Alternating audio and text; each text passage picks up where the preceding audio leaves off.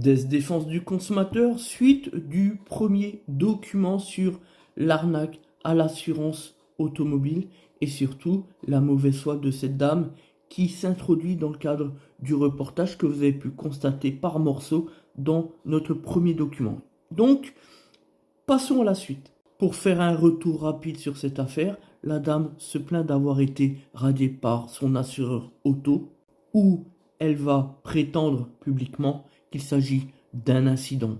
En réalité, il s'agit de 4 incidents, et ce, en moins de 2 ans. Par ailleurs, elle se tire une balle dans le pied parce qu'elle l'explique elle-même très bien dans le cours de ce reportage. Elle va jusqu'à même solliciter autrui à ne plus s'assurer pour utiliser son véhicule, ce qui est extrêmement grave et surtout illégal. Quant à l'assureur, lui, il a très bien expliqué la situation.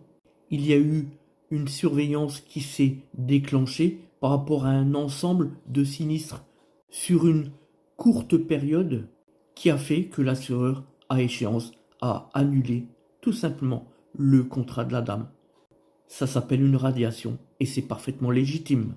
Je me permets de rappeler que lorsque vous contractez une assurance, l'objectif du capital qui vous est dû, c'est de l'utiliser en cas d'un conflit réel et justifié. Mais là, c'est encore pire que cela. Non seulement la dame utilise la totalité du capital, mais encore plus, et au-delà de ça, de manière frauduleuse. Démonstration dans ce nouvel extrait. Je pars à la pêche, essayer de voir si on en trouve une assurance qui accepte de nous prendre malgré cette résiliation, et je pense que ça va pas être chose aisée. Bonjour. En fait, chez nous, on ne prend pas les sinistrés et encore moins les clients radiés. Les bris de gaz, c'est pas de notre faute. Dans le cadre de cet extrait, la dame met en avant, et vous avez pu l'entendre, la mention suivante. Les bris de glace, c'est pas de notre faute. À savoir que la dame a saisi 4 agences cette même journée et que les 4 ont refusé purement et simplement de l'assurer.